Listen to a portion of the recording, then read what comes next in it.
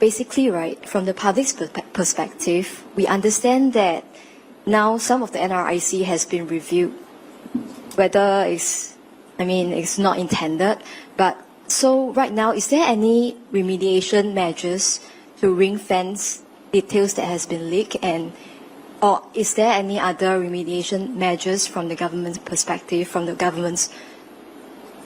your part to remediate this issue? I understand that it's not the birth registry or anything, but it's still quite a substantial number of NRIC that has been reviewed. Thank you. Can I just check, what do you mean by ring fence?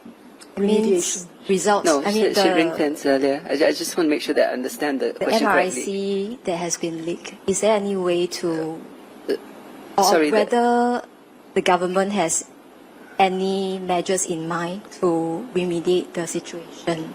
Okay.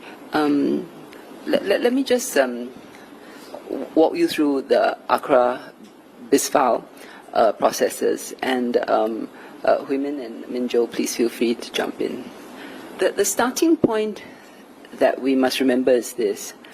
ACRA has Bizfile as a business register, and its purpose and its function is actually to give information. So, getting an NRIC number from the Bizfile is actually legitimate.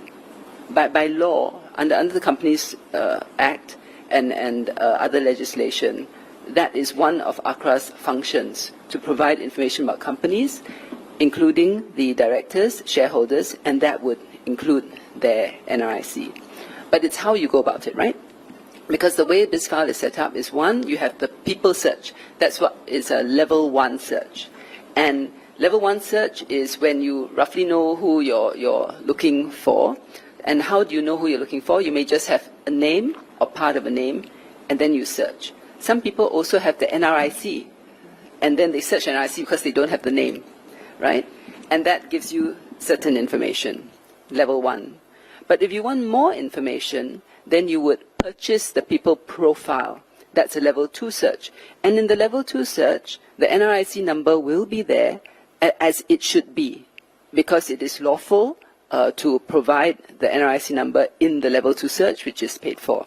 So what we're really talking about here is searchability, because the level 1 is about searchability, right?